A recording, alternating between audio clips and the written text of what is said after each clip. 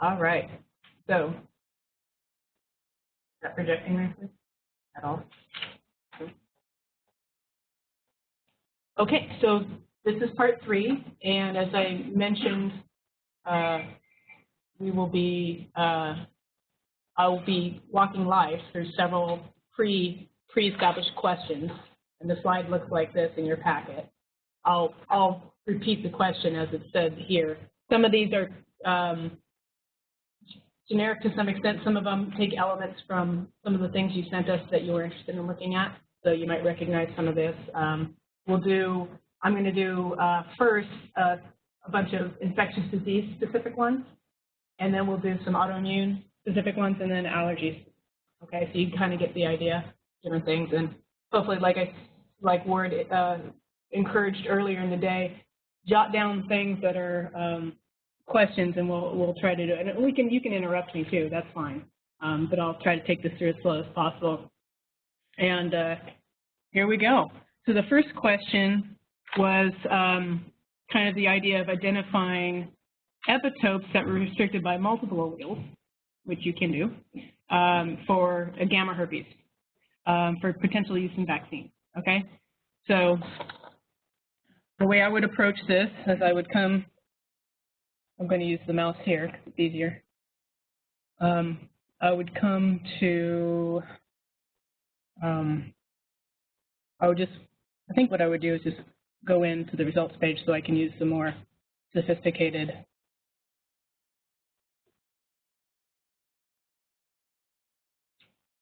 So I'm going to come on down here and mouse over the MHC restriction search interface. I clicked search from the home page, sorry. Click search from the home page. Yep.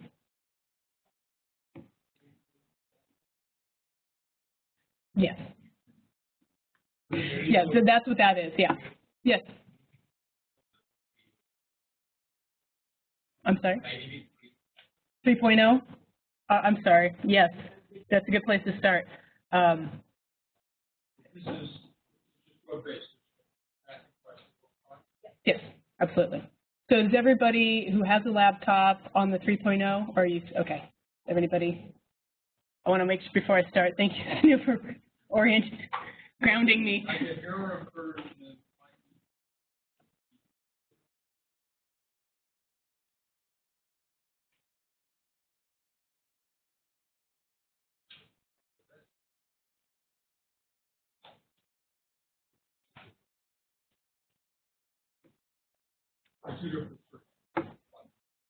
Yes, yes, these are the ones that allow you access to the finders and the tree views. Since we're doing a specific allele, we can come down here and in the particular question that was asked, and I can't remember which of you had asked this question, the examples were. Yeah. So this should be any episodes in the assay. There.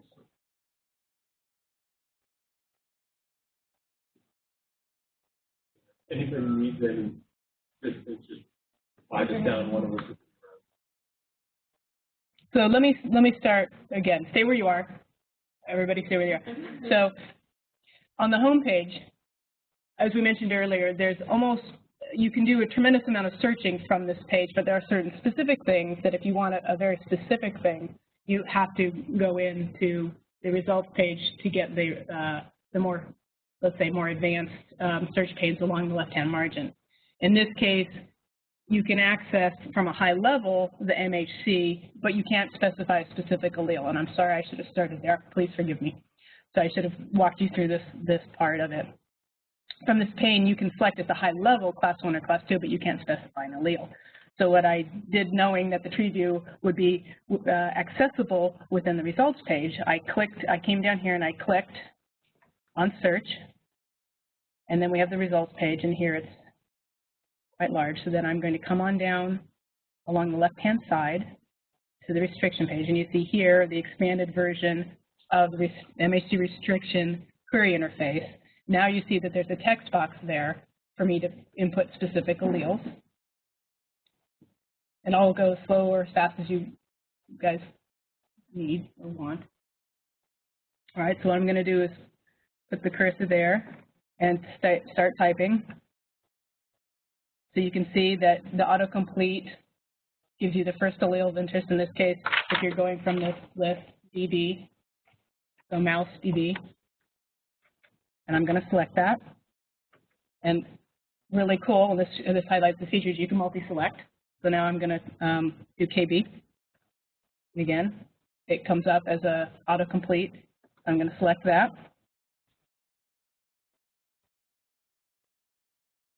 And then a class 2. And we got IAB.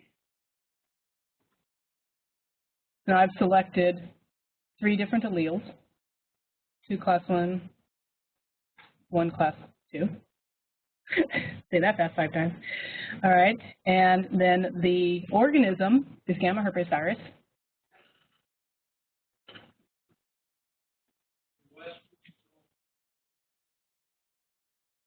I'm sorry, it's IAB. If you just type in IA, it'll start giving the list of all the IAs, and you can find B there. Yeah. All right. Everybody good? All right. Okay, so now I'm come back up here to the organism, and I'm going to type in, just as a generic, I'm going to type in gamma.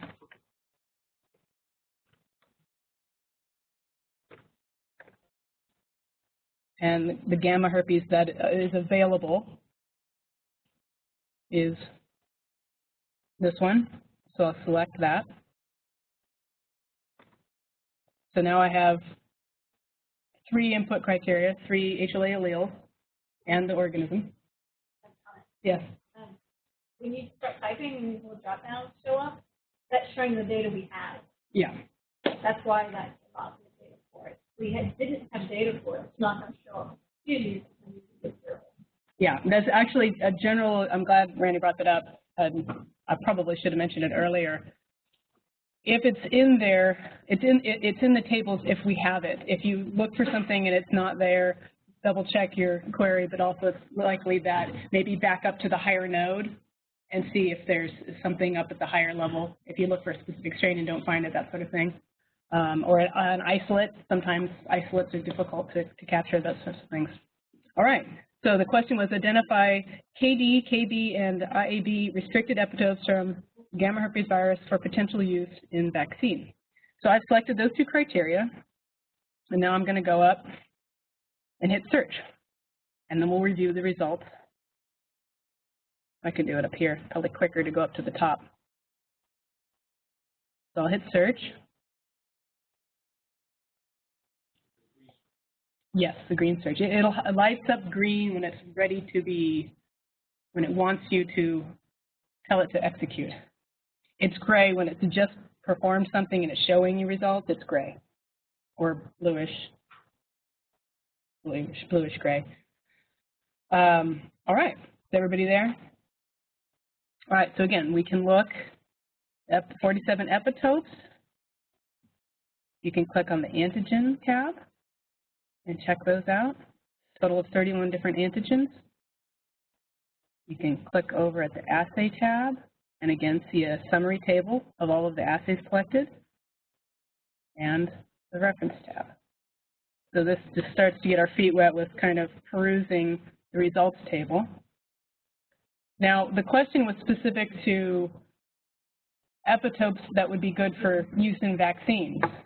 And we get at this question every time we run a meta-analysis and we look for epitopes that are important for bacteria or viruses or anything. We always try to answer this question. We always try to put what we call protective epitopes in a table so people see that. And what is a protective epitope? Well, we can define that by known correlates, immune correlates, so neutralizing assays, CTL assays.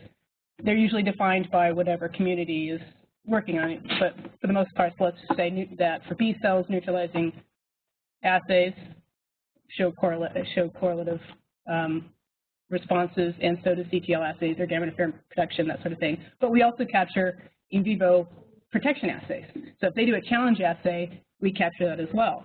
So you can look at the in vivo, the actual demonstration of protection, which is almost always going to be in an animal model, right? Not in humans. But you also can look at human data, that is neutralizing data, CTL data, that sort of thing. So what you can do is you can come here. There's different ways you can do this. You can go back and specifically look for those individual things, or what's very handy to do is to come here and look at the assays, and say you're interested in looking at T-cell assays, you can come here over to the Excel icon and ask it to give you all the T-cell assay data in a spreadsheet. Everybody there?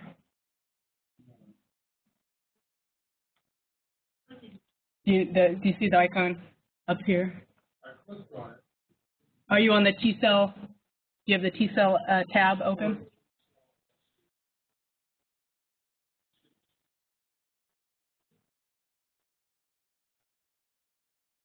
Thank you, Sinu. Is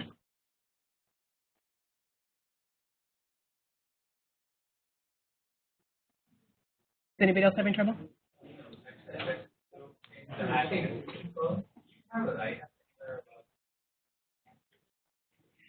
Yeah, we've got, they're in the data field description.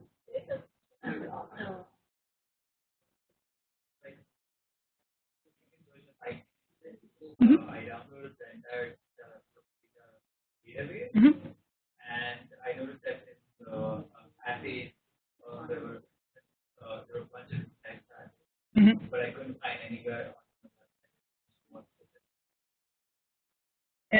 Okay, so you mean like different type of proliferation assays, or the difference between a proliferation assay and a CTL assay, something like that? Something like that? Yeah, so our assays are described by the OB ontology, and so each assay has an OB ID. And if you click on the OB ID, it links out to the ontology that gives you a formal definition, the source of the definition, the relationship between the different assays to each other. there's the point table as well. Yeah, there was there was a link on the web. I only But in the downloaded export, it. it's probably not there. You're probably right. Yeah, because I downloaded it as PST file. It was no link. You can add that to the help page. yeah, and you know, and you can Google, and Googling it would probably be the most expedient way to quickly get a wiki explanation, so at least you get the basic gist of what it is. I had a feeling, but Yeah, I wanted to. more sophisticated. Yeah. Yeah, Okay, yeah, we can add it to our help desk. yeah. Add it as a topic, so that you don't have to go to OB and have it posted on our own page. Feelings orange. Oh, yes. All right, so I'm just going to click open. Everybody go ahead and click and open. I'm sure he'll be up to speed in no time.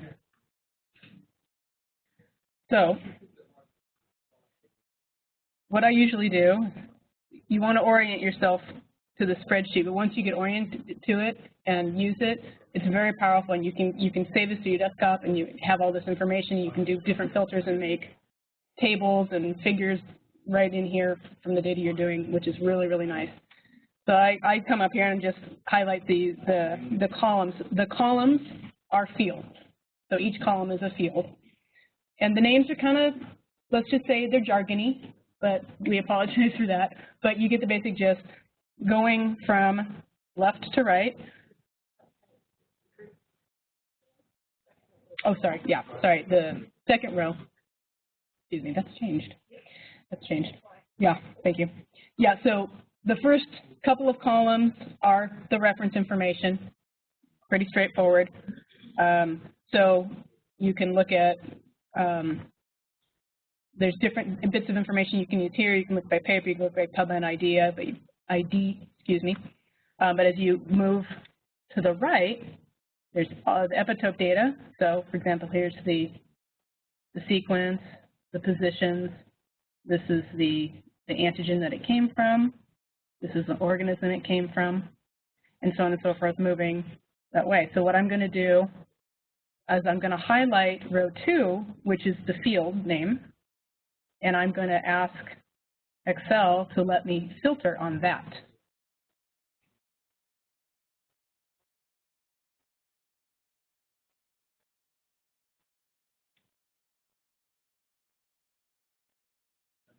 Okay. Is everybody there?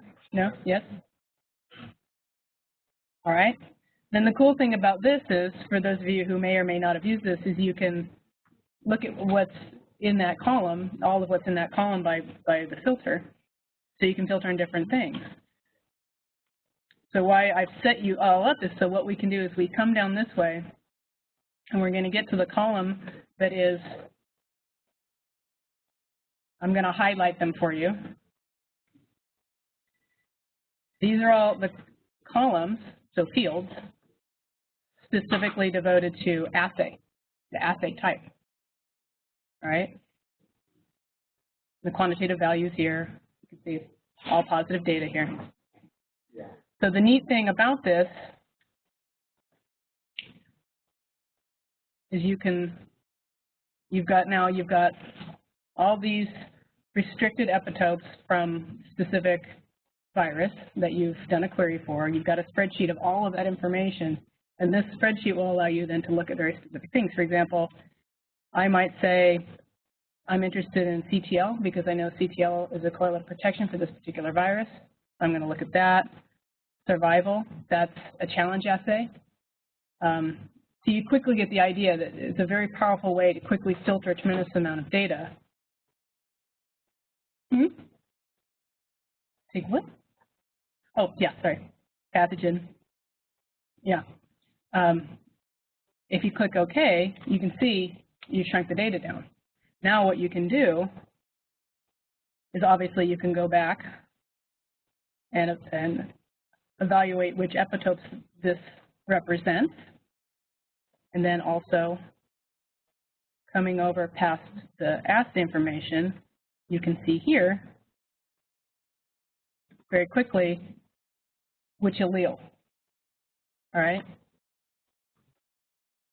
So in this instance, there were no protective assays defined for epitopes restricted for IAB.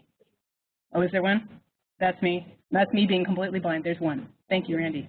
So you can see, you get the idea. So you can filter on any single one of these and then you can unfilter to reset it. So you can keep a spreadsheet and work from that, and it's very quick and very powerful to get information.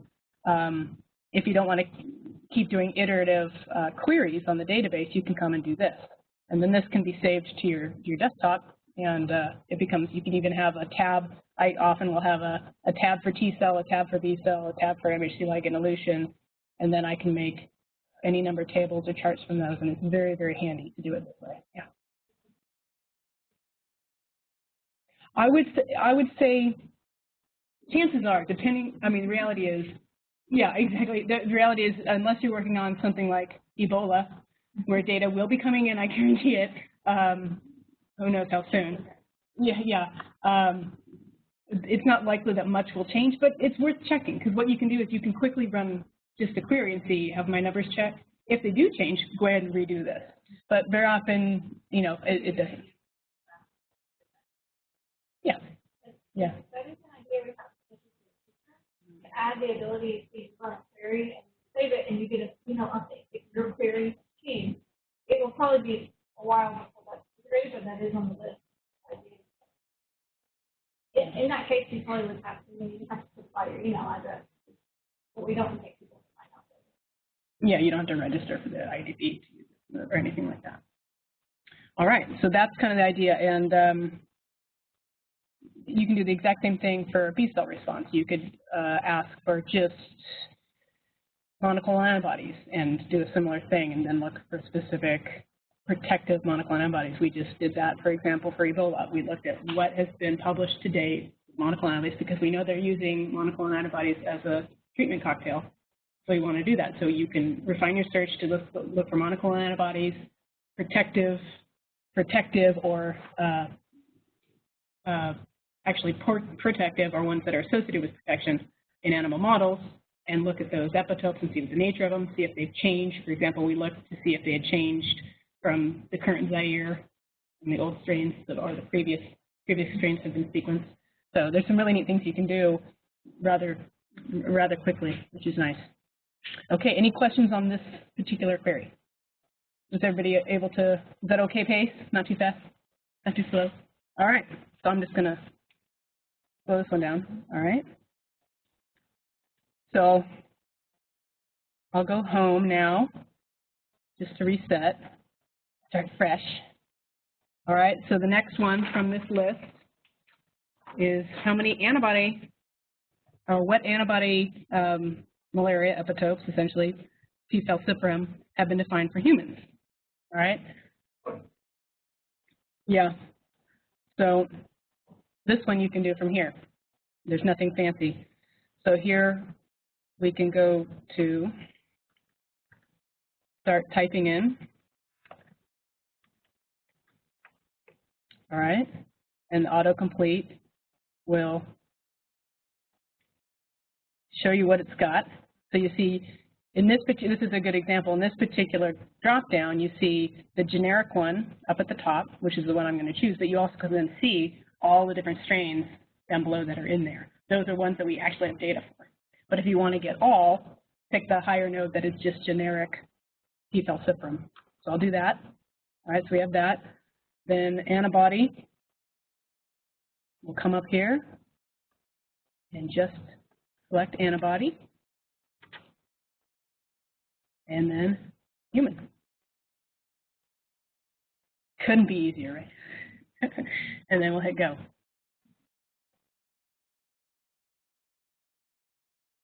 I think we should have music while this thing turns. Wouldn't that be neat? Hey, Jerry, while you're waiting, Yes. someone has asked, is there a field for date modified for Date is there a field for date modified for an entry? Well, should we clarify what that means? In a particular context or a particular paper? Let's pick a date between this date and you know, timestamp references in terms of image information. Yeah, we don't have that data field. That's also only export. Can they give an example? Publication date. Yeah, the publication date is there. Yes. Do they mean publication date or date? That would be useful. Oh, the updates from what's their last query. Well, they can use the. Click on the references. Well, I think if let me see if this is what I mean. So let's go home. This date keeps track of things that have been when it's updated. Can the person see this? Oh, yeah. So this here is highlighted. Is when it. So if you're performing a query and it looks like it's been updated, then it's possible the data has changed, but it doesn't mean that it has.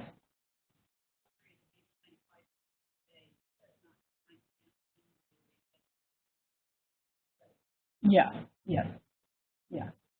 And PubMed is primarily recruiting 2014 October references right now, but occasionally older references suddenly pop up on PubMed, newly arrived PubMed. Yeah. Or those are added now. Yeah. Things are better. And that's a good example. For example, I'm curating ligand elution data right now, and some of the papers I'm handling are from the 90s. So they would be new. So they would be new to the database, but they won't. They were not. They were added now, but it's in the system, but it's not a searchable field. Right. Not searchable. Right. So I was thinking that if you have a query that saves,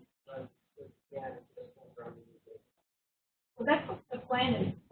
New feature. right. So the query should save. Oh, yeah. So to repeat, what he was getting at is that you would that somehow the new data would be highlighted in the query output, I guess. That particular. Yeah. Yeah. I run into this issue all the time because when I do meta-analysis, from the date that we start it to the date that we finish it, I have to continually go in and make sure that I'm up to date with when we are going to go ahead and publish it. And I'll just update my spreadsheet and make sure the numbers are, but you'd have to, you'd have to do that for any scenario that is time sensitive. Okay, so did anybody have any questions or specific things that they wanted to look at with the Plasmodium example? Or should we move on to the next example? Move on? Okay. Okay. Oh, meta-analysis, I'm sorry. Bjorn showed a slide earlier. It's publications that we put together. NIAID asked us pretty quick from the get-go if we would perform essentially surveys of the data. And the very first one we did was flu. Basically, NIAID wanted to know what is the extent, what's the breadth of data for flu. How many epitopes are there total? How many strains? What is the breadth of it? What's the coverage? Are there epitopes for all 10 proteins or just? And so we were able to go in, do this meta-analysis of flu data, and this was back, gosh, almost I think it was 8 years ago that we did this. And at that time, there was no human monoclonal antibodies. There was almost all the data was, not surprisingly, HA and NA and HA. So not surprisingly, but that's not to say the other 8 proteins aren't important too. But so there was some experimental bias that was there. So we were able to show NIAID this was that we're actually able to highlight knowledge gaps in doing the survey, this kind of summary of the data. We've also done that for HCV. We've done it for allergy. We've done it for multiple different. In fact, I can give you a list of all the meta-analysis or the PubMed IDs for all, and you can look at those. We're doing an Ebola one right now. We're doing an RSV one. We did pertussis. They're just basically summarizing for the community of scientists working there. This is the epitope data. These are the gaps. These are the strong points, and that sort of thing. So that's what they are. Thank you for asking the question so I could clarify. Yeah. Is it in there? Yeah. There's a few that aren't on there, so I can, yeah, some of the most exciting ones. Yeah. Okay. Oh, yeah. Yeah, they're all also in the Zendesk, and Debbie's going to, I think, yeah, you do show where the meta-analysis are. Yeah, that'll be later in the afternoon.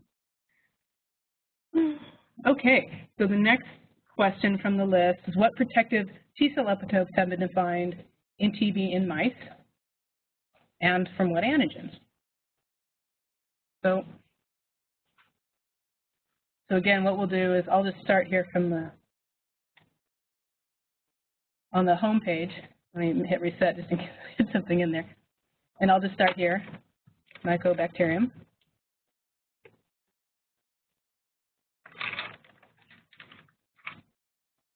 And again, I'm going to pick the generic one to keep things at the high level. And T-cell responses. And then the host is mouse. So you can come down here. Oh, mouse is not here.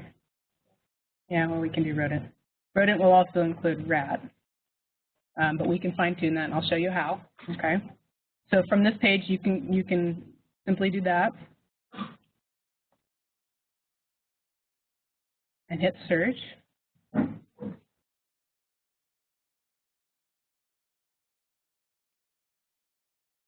Any thoughts to change this? The circles? Oh, you're reading my mind. No, I don't think so. Not right now. There's a lot of other. Yeah, but we'll put that on your list of suggestions. I mean, literally. Yeah. Yeah. Go get coffee. Go get coffee. All right. So from here we've got 453 epitopes.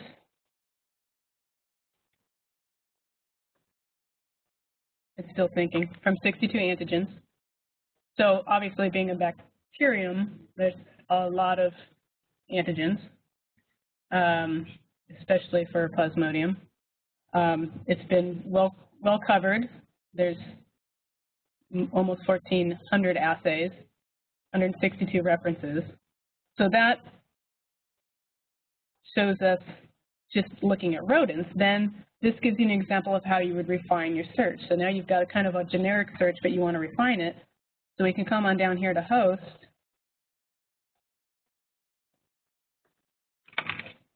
Yeah, get rid of your generic one. And yes, we're going to fix this so that when you type in mouse, it'll do it. All right. So here we're typing in the genus species of mouse. Can you tell me when you can type in mouse and get mouse? Oh, it is. Oh, okay. All right. So I'll select specifically mouse. And now let's get to that protective thing again. So once it was asking for protective assays, so we can go up here very specifically and try typing protection from challenge. I say select that one. But I saw that there was more. This one says pathogen burden after challenge, decrease, survival.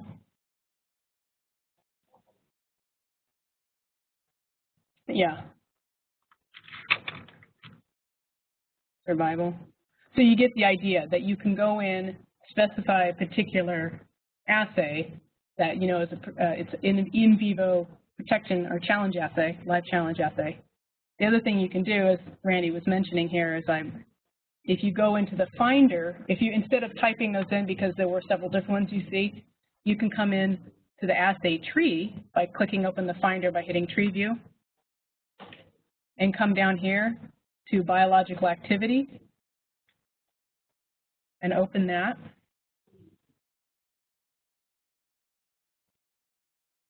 Where did you open the Finder? Are you in the Finder? No?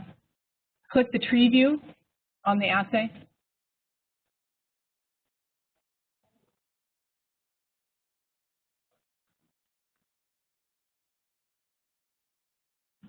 Okay. And then come on down here to in vivo and click that open. And then you can see what you can just do is click the high node that's challenge. So you're selecting all challenge assays, and that makes it a lot easier. Does that make sense? And you can also open that up and see which ones are in there, but basically the idea is that you can use the tree to help you get at a broader spectrum of data without trying to guess at what's in there individually.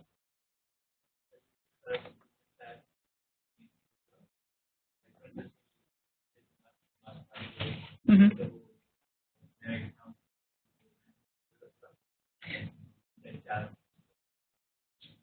The higher node, as far as at the host level, or the assay. Well, what we do is we allow you to free text type in something you might be interested in, and that is one of the difficult things. We don't want to limit it to a certain high node because that would hurt some users or be too specific. So that's a good idea, yes, and I agree with you 100% because when I'm doing the analysis, I run into that issue having to do multiple times. Write that down as a suggestion, please. All right, so we've selected that, and here I actually get to demonstrate once you've selected things in this box here, you see that they're there, so then you can click apply. Now that's applied to your query that you now are trying to refine. So then you come back up to the green, it's asking you, do you want me to do it? And you say go. So now you're going to see there's far fewer. There's only a few protection epitopes associated with in vivo protection. And so you can click on the epitope tab again. The first all and like protection type thing. Now this is like more protection or. No, I showed you how you could use the free text field on in the search pane to type in, but once you see that there's multiple ones there, I was saying once you see that there's multiple ones there, instead of having to do and may perhaps miss one, you could just go into the tree and pick the high node. I was showing you, so I was kind of mixing. Yeah, there's different ways. There's many different ways to go, many different on account of the granularity. Okay, so if you just, you can quickly look at this and look at, yeah, I'm sorry. Okay. Thank you. So I choose and I did job right. Mm-hmm. Oh, how you hit search yet? No, before I hit search, so if you go to Yeah, let's try and do it. There? Here? yeah, You eliminated, just choose anything qualitative finding.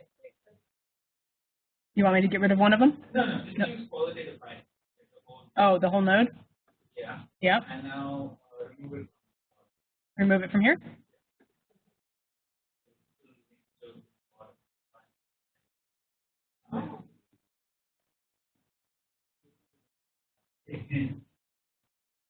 Oh, Well, it does, when you, let's see. big check. No, it's, No, no, unless you hit apply, it doesn't apply because it's, if you want us to reapply, check. Yes. doesn't highlight it. That would be something for me. Okay. Okay. All right. So essentially what you can do you can glance now, you've got something you can actually work with because it's a small number, but yet not nothing, which is nice, but you know, in vaccine design, the gold nuggets are hard to find, right? And but you can quickly see what antigens these have come from, and then you can look here, go to the assay summary table, and you can drill down there if you click on the SID, and then here, if you scroll down, you can see all the details, including the abstract and links to you can very quickly link to PubMed, grab and print out the PDF. You'll have the paper in your hand, so you can look through this and read the details if they're not here. Epitope information, what antigen it came from, what strain of TB, if they tell you what strain of TB, mice, their age, whether or not they got an adjuvant, what the route of immunization was, what the immunogen was. In this case, it was the epitope, the restriction, and then in this case, abundant annotation in the form of assay comments. And yeah, here it tells you the strain. So you can see there's a lot of information there that you can get at. All right. Oops, I got it. Go. All right, and we'll do one more before we change topics. Any questions thus far?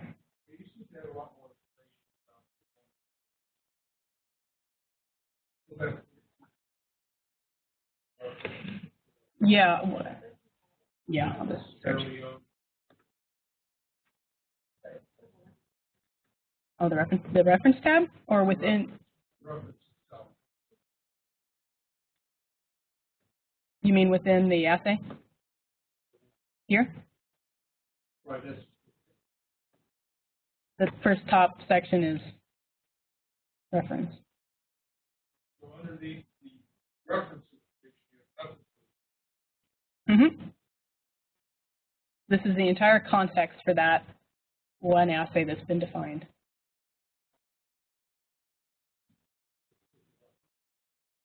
I just chose a random one. I didn't choose the same one. Because I had already reset the query that go to the bottom.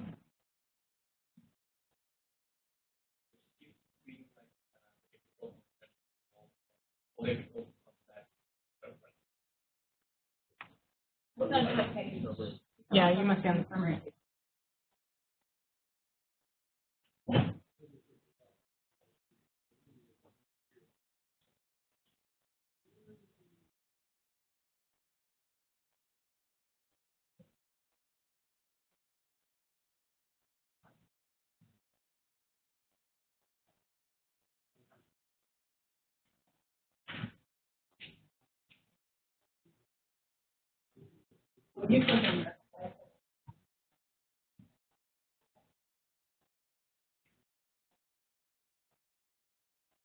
Okay.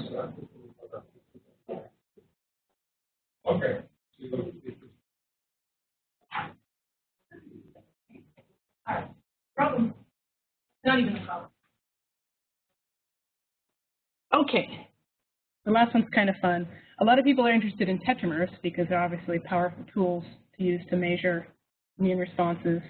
And actually, we have a current effort going on to capture all tetramers in the universe. So this particular question is, what tetramers have been used in the context of influenza, and what alleles have been tested in that respect? Sure. Tetramers. Go ahead, Bjorn's not here.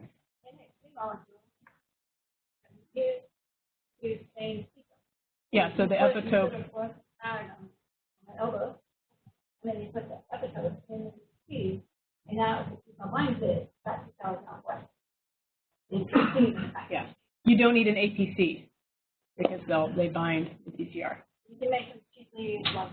And then for tetramers, four copies, they could be multimers. It can be any amount of it. To clarify, she asked us to explain what tetramers are. Yeah. Okay. So from the home page, we can start here. What? Forgot the question. Yes. What tetramers have been used in the context of influenza? What alleles do they represent? All right. So because I know this is asking for a specific assay, and on the home page, I can only search at the high level, I'm going to click in to the results page where I can get at the tree view. And here we go. So I'm going to mouse over the assay.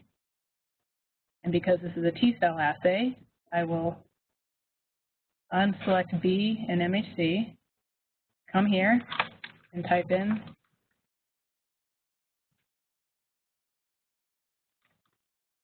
tetramer. And this is probably a good time to point out, some of the listings will be a little wordy, but hopefully always in parentheses we have the reality word, the word that you'll most likely recognize. Yeah, and then bold is the hit what you type. For example, when I did the treatment assay, it was a long assay name, but treatment was in parentheses. All right, so I'm going to go ahead and collect tetramer as the assay that I'm looking for. Then I'm going to come up here to organism, antigen organism, can't talk anymore. Type in influenza, and again, you'll get a list.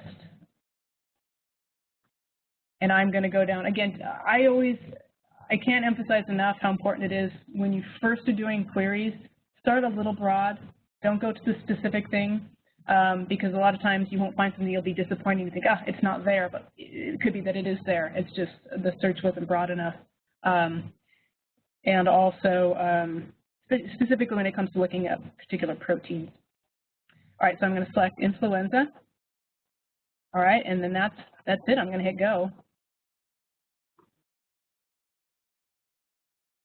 So beautifully, a lot. So the community that works on influenza has some nice tools available to them. So you can see that there's many epitopes, nearly 400, representing many of the antigens. Hopefully it'll say 10.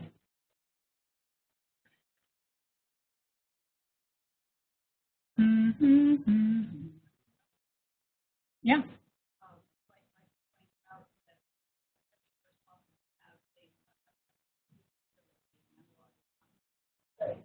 Okay. Yeah. Debbie is reminding me to tell you that very often tetramers are modified to bind well, so they may be an analog of a natural protein, so they might be one amino acid off from that, or they may have some other modification besides the residue change. So don't be surprised if you see some analogs in the list.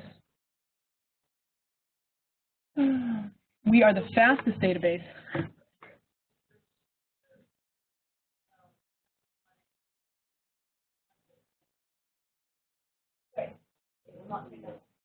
fields that I showed. Is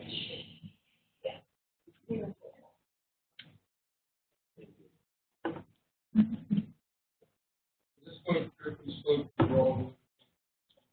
Oh, I wish that were the case. Is that it? No, it's. All right. Number one is the beta website. So that's our excuse. Number two, there are some issues that we're well aware of. Translate 2.0 database structure 3.0. Once we get it stabilized, there's a lot of kind of living with the same data structure. All right, so if we ignore the slowness and just go on over to the assay tab, so I clicked on the assay tab, because of the crux of the question was, now that we have all these epitopes, what alleles are there? As I mentioned earlier, all these columns here, in this summary table of all the different assays that have been captured for this, you can sort. So if you click on that, you'll sort, and then all of a sudden, all of the alleles, all the like alleles will be together. So you can look that way. Yes, that was the next thing. And then while it's thinking, the other, so then, and one thing I actually really haven't shown you is if you scroll down, this, I think the minute max is 25 at a time. So it'll show you 25 records, so 25 different assays at a time. But of course, there's multiple pages. So don't forget that there's multiple pages. Yeah, you can change to 25 to see more. All right, so you can see here, we go from having some that have no restriction because it wasn't defined in the assay. Yes, go ahead. Go back. When someone makes an MHC and uses the customer, they know what the MHC molecule is, but sometimes they forget to put that in the description. So if they show us customer data, that they don't actually say Yeah, I've had papers where they've defined, they've used a tetramer, and not only do they not tell you what the restriction is, but they don't tell you what the sequence peptide is. So we can't, in that case, we can't capture it. We try to contact people, but all right. So again, so you see all the like alleles will be grouped once you sort on that column.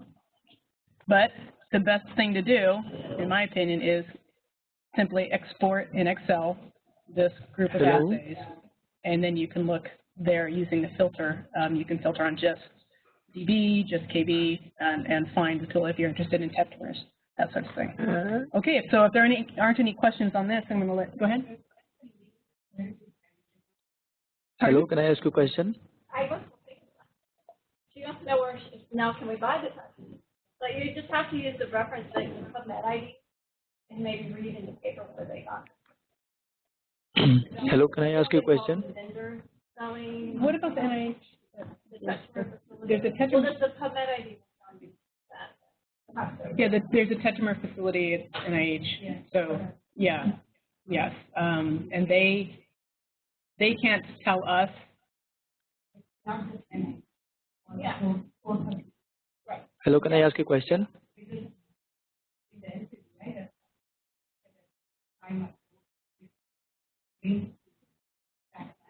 Yeah, yeah. Oh, We can't. I don't. I don't, because we're a non-profit. We can't. Am I audible to you? Maybe it's program officers. It's not the first time the question's been asked, so it may be something for the future. Antibodies. Yeah, yeah. People wish that we would catalog monoclonal antibodies. But I think most of the publications do say where they use it. Yeah, yeah. And most of them are the core facility. Exactly. Yeah, yeah. Okay. Randy's going to do some allergy and autoimmune. Okay. All right. Thank you. Okay. Okay.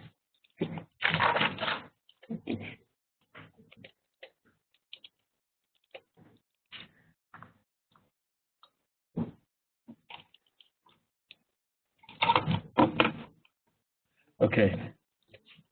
So I'm going to go home and reset as well.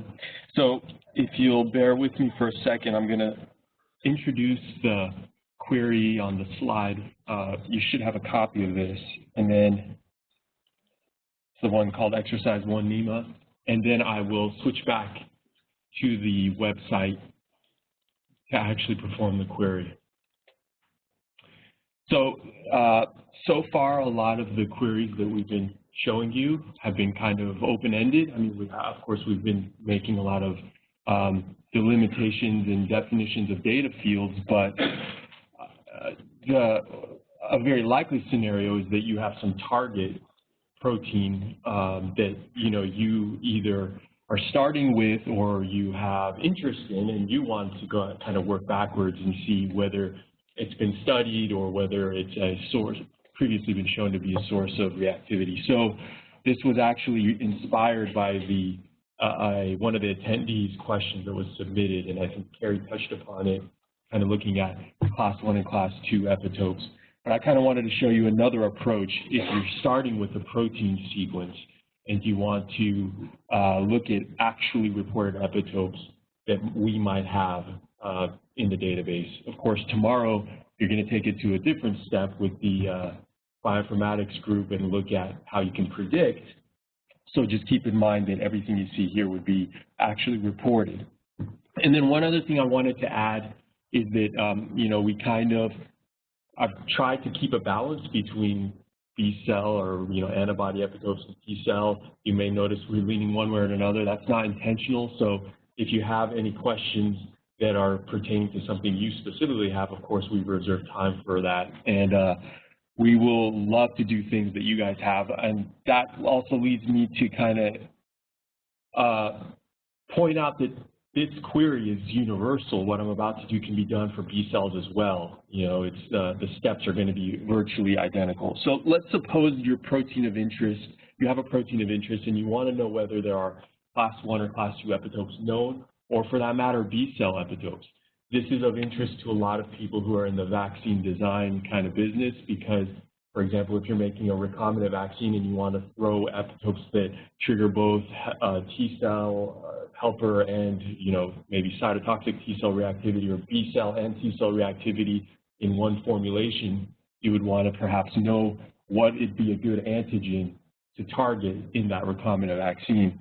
So I'm sorry, I should show you the next slide. This is the actual protein sequence. You may have it in any form. I would strongly suggest taking it in the FASTA form. If you're not familiar with FASTA, I would be happy to show you how they can get that out of GenBank pretty easily.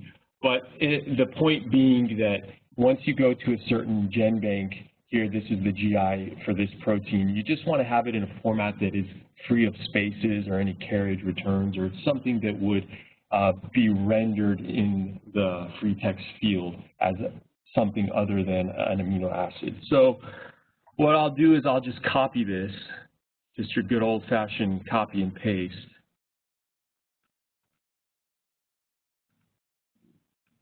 And now what we can do is go to the home page.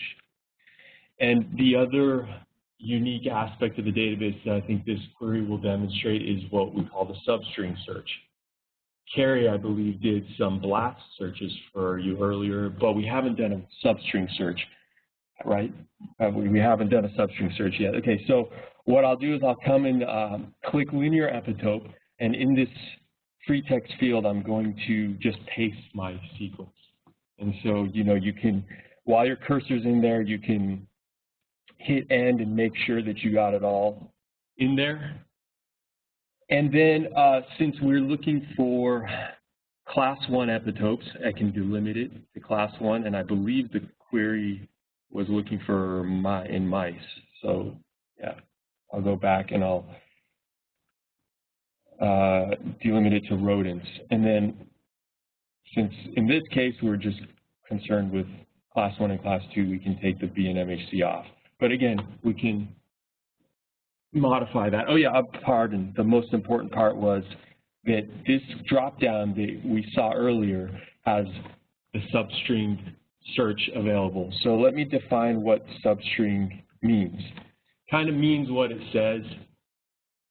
If you consider your protein sequence a string, you are looking for epitopes that are substrings of that string or contained within that epitope. One quirky thing that wasn't done intentionally is that it will work the opposite direction too. Meaning if you put a 10-mer in there and you do a substring search, and we have a 20-mer that contains that 10-mer, you will get that hit. But most of the time, traditionally, people use the substring search to look for epitopes within a larger sequence, like a protein. Okay, so with that, I'm going to perform the search. And I like to glance up here to just confirm that everything I intended is actually there. Looks pretty good. As you've seen countless times now, you can come back and refine it and take out certain organisms or make it mouse only, what have you, but I'll just work with this for illustrative purposes. So you can see when it comes to class 1, we have 2 epitopes from this antigen, and that protein was RIP activation, which I'm sure is really important for the herpes virus. So if you have something too broad at this point, what's the best way to terminate? For example, I don't have cell that. Well, these you can, if you want to remove them, you can X them out. If you want to start over, you can reset, which is right here. Does that work? Oh, you got it? Right. Can reset. Take one off. You can take off the cell. Well, while I was thinking, Oh, while I was thinking, sometimes things might be kind of frozen. You want to B-cell, you have restrictions. Right, that would. You could change, you could keep it on the same, take out everything and add. True, yeah. So what Randy is basically saying is that delimiting the assay type was kind of redundant if I put the MHC restriction. Correct. You could just simply go. Yeah. So in any case, like our original intent was to see whether there are known epitopes from our target antigen. So one could export this, whatever, since we only have 2, you know, copy and paste them, whatever, that's potentially positive. Now, you may be interested to know whether there are the exact same sequences also defined as, for instance, CD8 epitopes or helper epitopes or B-cell epitopes, what have you. So we can basically just play with the refinement panes. Yeah, if you add class 2 here, it will replace that class 1, or as Randy said, you can X out the class 1 here and come over here and add your class 2, and you can see it. Updates the parameters, but remember it doesn't update the data. You see that the search button turns green, kind of trying to prompt you to remember to click it. So if we do the exact same sequence, but this time switch our focus to class 2 epitopes, we get slightly 2 more, which again, depending on what your take is, may be good news, maybe not enough, what have you, but I think you guys can kind of use that approach if you have a protein sequence of interest and you want to see what's been defined in the literature from it. Curtis, please.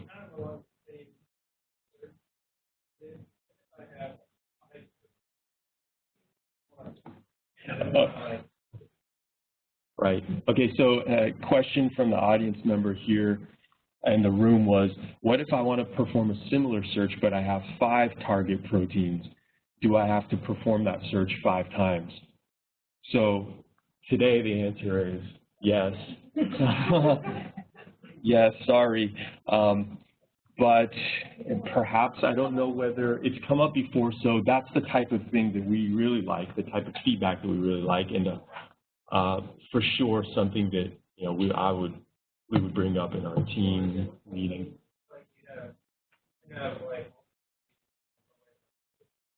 Yeah. Yeah. That's right. Same question.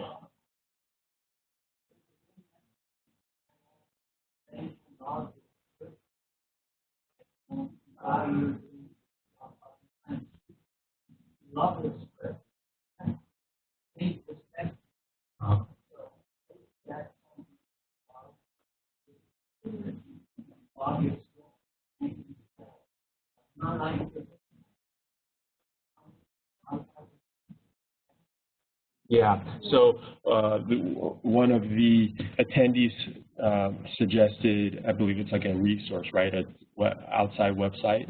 What was it called? I'm sorry. Oh, software MATLAB. Okay, yeah.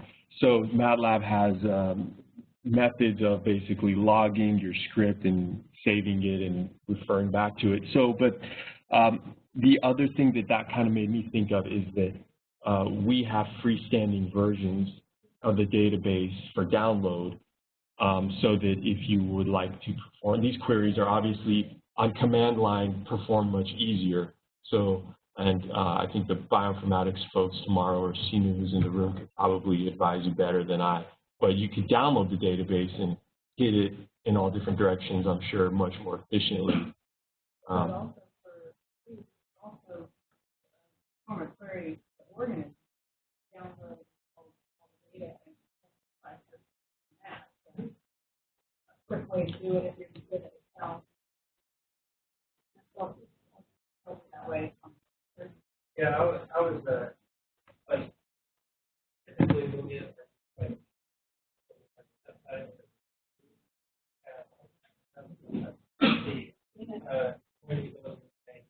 Yeah. So I was 10,000 blasts. yeah. Like there's something.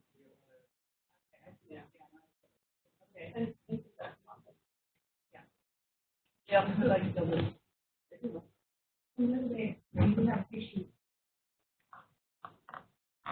That's it. So that is something that actually would be a much future task that come up. So all of the proteins in the IEDB, the epitopes belong to gene-bank identifiers. We grouped all the gene-bank identifiers by Unipot reference proteome, and the Unipot reference proteome ID comes with it a lot of other information, whether that's like signal, peptide, where it's expressed, so what tissue it might be from, what biological pathways it could be involved in. And we're working right now, basically just at the starting stage of thinking of how to use it, how to allow users to form really sophisticated senses, not only interested in extracellular or certain tissues. Exactly.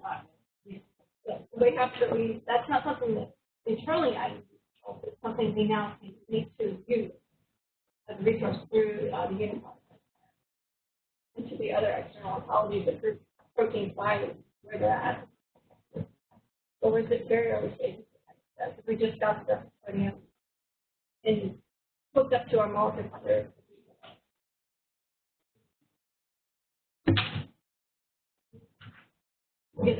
That's it. Oh, you're done? Yeah.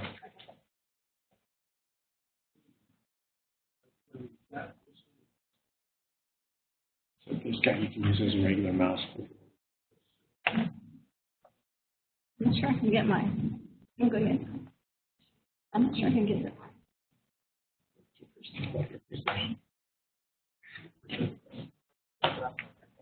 Okay.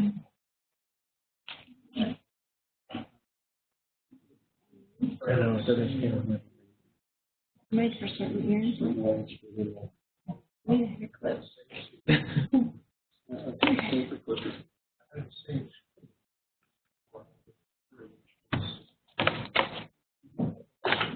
Okay, is it working? A little bit.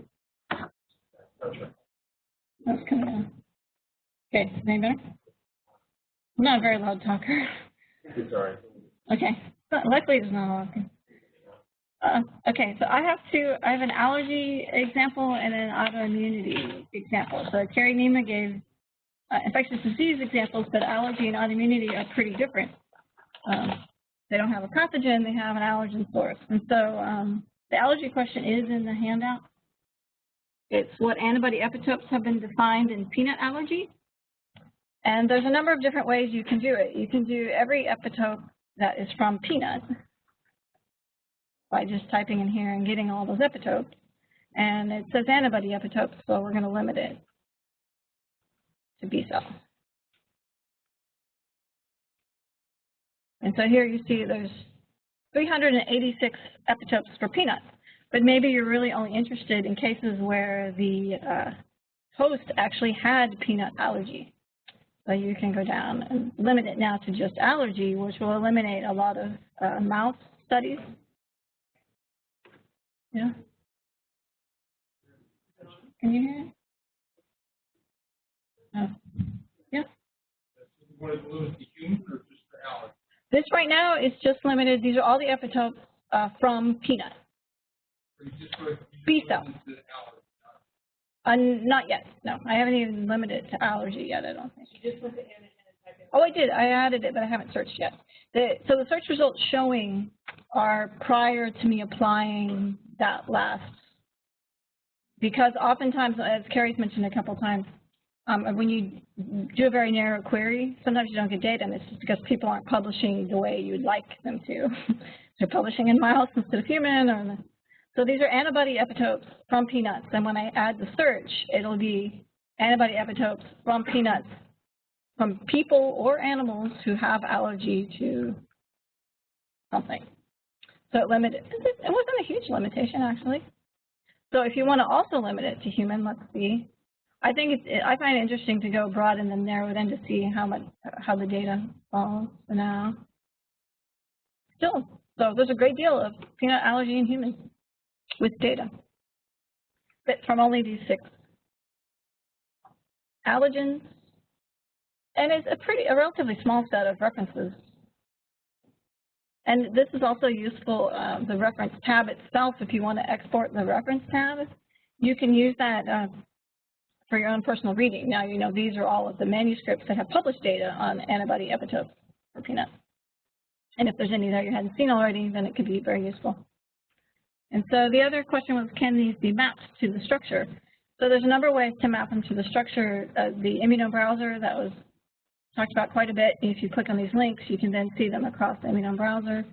And the current 3.0 doesn't yet have this homology mapping tool added. I don't know if I should go to 2.0 and show it. I think it's kind of, or if we should show the immuno browser.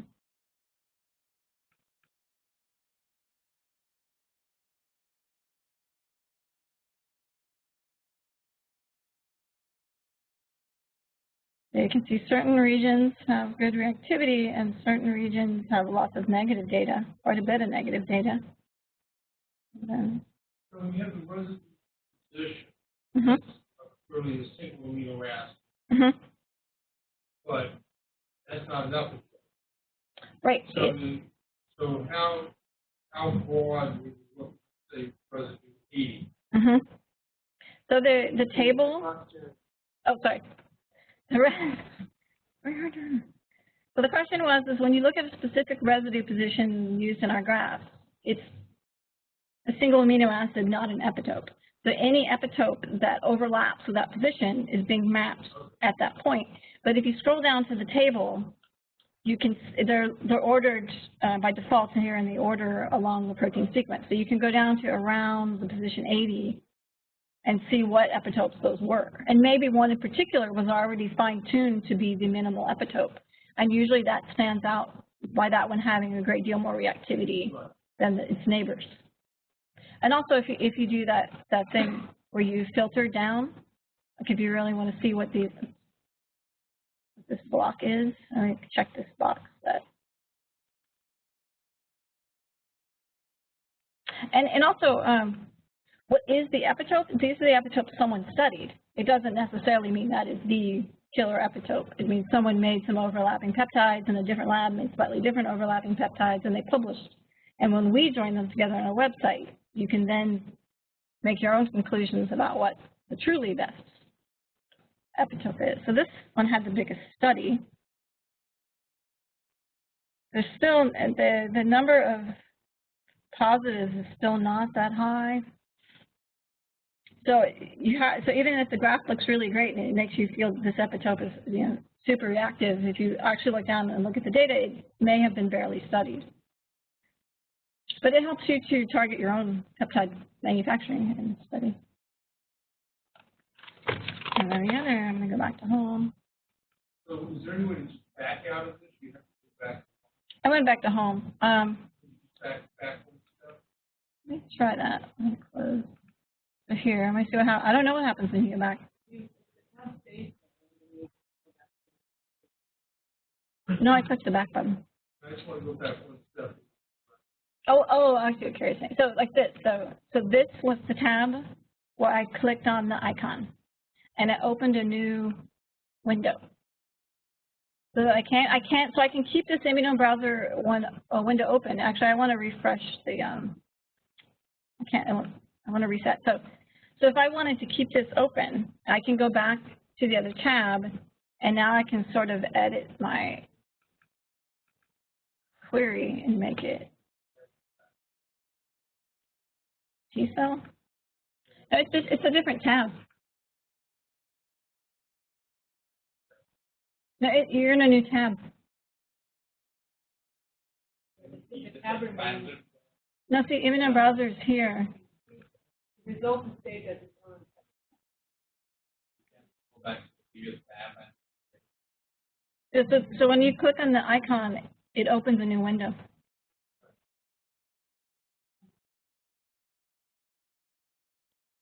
Which one did I do? I don't know what protein I did. Oh, ERA H2. I wanted to do the same protein. So now look at position 80. So now I have on two tabs. I have, this is the B-cell epitope, and this is the T-cell epitope. And the T-cell epitope has no data at all around that same residue that had good reactivity. So no one studied that region for T-cell, but it had quite a bit of data for B-cell.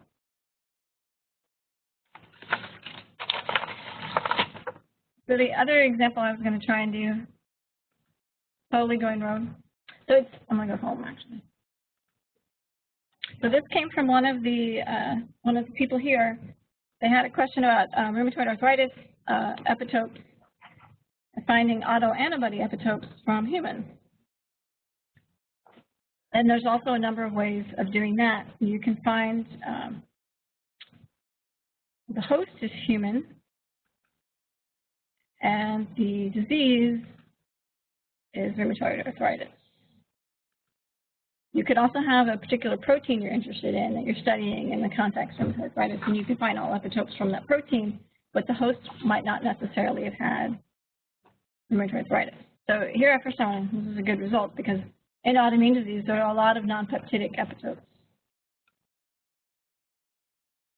A lot of weird non-peptidic. But because this is rheumatoid arthritis, I want to specifically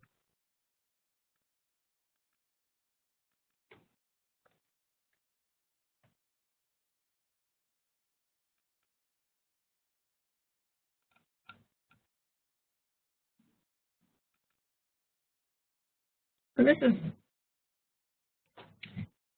all epitopes in humans with rheumatoid arthritis. Now we want B-cell only. And I don't have to do these in separate steps. I just like to see how the numbers change. And so we have 738 epitopes. But the last part of the query was that the epitopes are both human, from a human, and tested in a human. And we have here we have some EBV epitopes, E. coli epitopes, Proteus epitopes, monkey epitopes, which the macaque epitope is probably what the point I wanted to make is that it is not unheard of for autoimmune studies to be done with peptides, proteins from other organisms, not necessarily human. They might use a cow peptide because that's what they have in their lab already, and so they do all their experiments with that cow peptide or a rat peptide or a rabbit or even a mouse. If they're very homologous to the human sequence and they already have it in their lab, they will study it, but it's still an autoimmune response. So now we can limit to human only. Let's see, that will lose some of the epitope. For some reason, I prefer to search at the bottom of the page. Not sure why. So we went to, was it 700? Now to 300. So we lost 200 epitopes by limiting it, that they have to be from human, and the response is in a human who has RA. But oftentimes these same epitopes are very homologous epitopes were studied in mouse in a model of arthritis. And you can also study those. Maybe we haven't opened the disease tree, have we? I'm just going to. I want to find the autoimmune disease. I just want to show that we have. If there's not a lot of data and you're interested in autoimmune disease, you might want to go over to the mouse model, because for certain diseases, there's a lot more data in the mouse model than in the human, for obvious reasons. Things like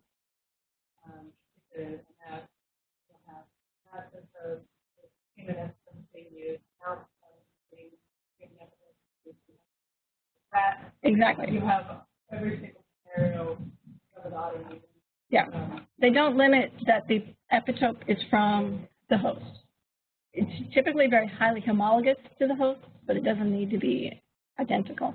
And the way that we curate, because the data is true to what the paper said. If the paper said we took the rat peptide and we took serum from humans with this autoimmune disease, and they recognize it, we say the epitope is rat. We don't call it human, even if it is 100% homologous. The author called it rat, we call it rat, which is another reason to use that blast matching. Just put in if you're interested in a particular peptide or protein, and then you'll get all the data that's homologous to it, regardless of species.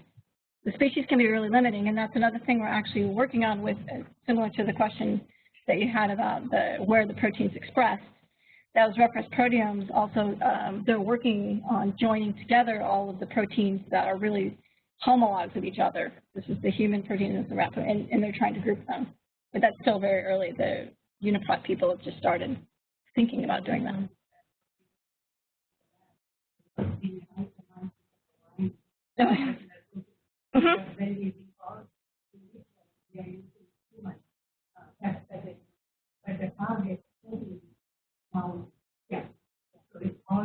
Yeah, we see that very often.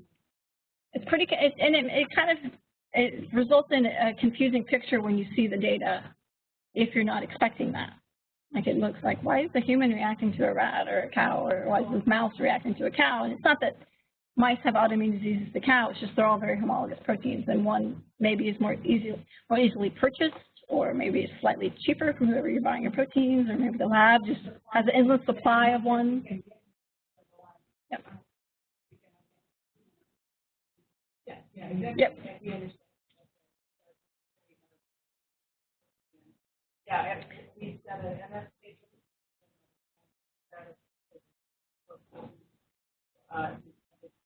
mapping, browsing, and selecting the reference antigen after. I'm careful because I am mapping to that to make and so forth. So, but it is still very doable, and I do a picture of what. And so because different labs use different proteins and epitopes other than what the host is, I tend, for autoimmune queries, suggest not to limit the host to, not to limit the source of the epitope to a specific organism, but to go more with the host of the reaction that you're studying if you're really interested in humans. But for certain, as I was showing with the disease tree, you might have to branch out to mouse models of disease. Yeah. Well, so I searched by both human and animal to see how much data there is, because there's a lot more data when you don't limit it. Okay, and so in this question that was posed also said, does this give a list of disease-relevant epitopes that might be good biomarkers? So that means, will these epitopes be recognized by people with rheumatoid arthritis? That is a good question. By being in the database with the limit of a human host having the disease of rheumatoid arthritis and being positive, they were recognized by at least someone who had rheumatoid arthritis. So that would be a really good time to use the immunobrowser, see which regions were recognized most often, and also look at how many how many different groups were able to reproduce it, and how many different experiments were done. Like these top two, cardiolipin is very highly recognized by RA patients, and then this next peptide tends to be very highly recognized. But as you scroll down, some of these others have very little data, so it's hard to conclude they would be good biomarkers. Yep, collagen. Yeah, let's look at the antigen titer. There's still 64.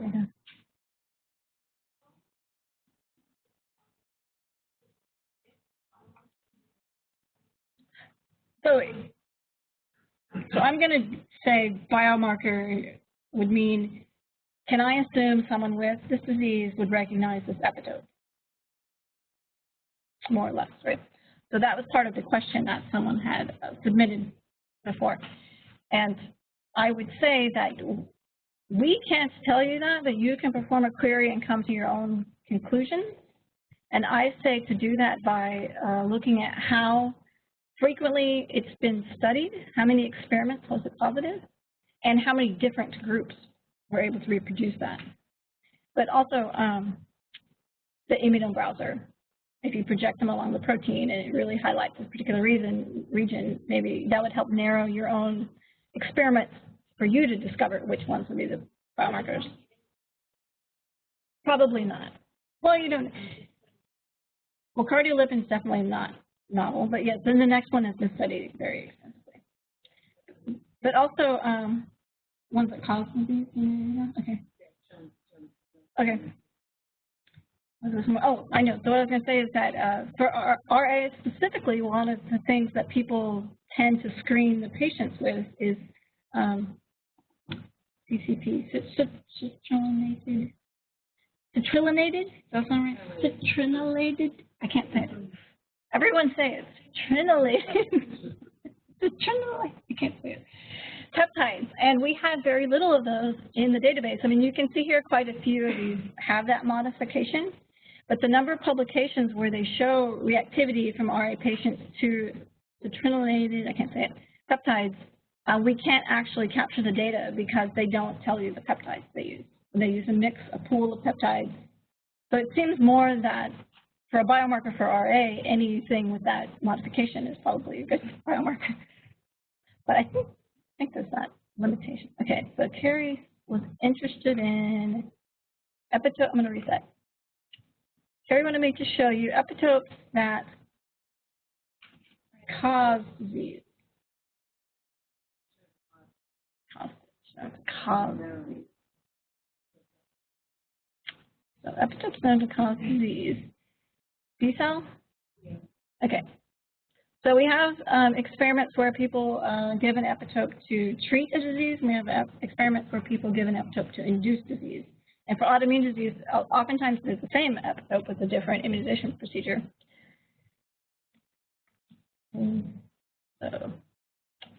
So the X is all I had to type to get up the disease exacerbation. So right now, my query is just B-cell positive disease exacerbation. It's not limited to cell. So most of that data is in mouse. So the only way to get to RA is maybe if we went to the disease of the mouse. Okay. I was going to do mouse and mouse and see what the different diseases I got.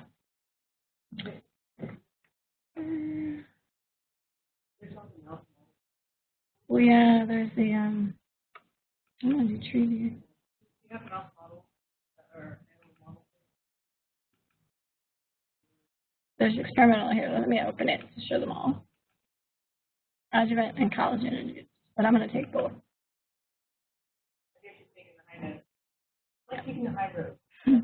So I've got RA. The top disease identifier is rheumatoid arthritis, and then the second one is animal model RA, and just an assay type. That's all I have so far. I'm able to get.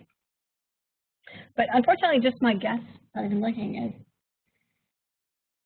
the different groups will use the exact same peptide to induce disease over and over and over again. in different groups of the exact same peptide to treat disease over and over and over. But here, look, we only have 1 and 1. 1 and 1 and 1. Yeah, MS.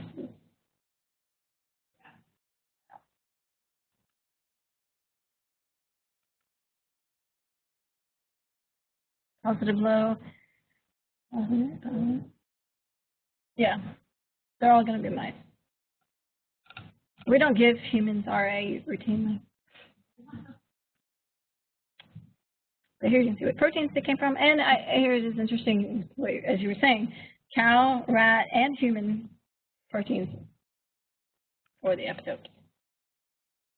So these epitopes are known to induce rheumatoid symptoms in an animal. And you can do the same thing for MS using EAE or other. We have a lot of diabetes data. Okay, so I think those are all the ones I'm going to do. Do we have specific queries people want to do? Or do we take a break? Oh, Debbie's up?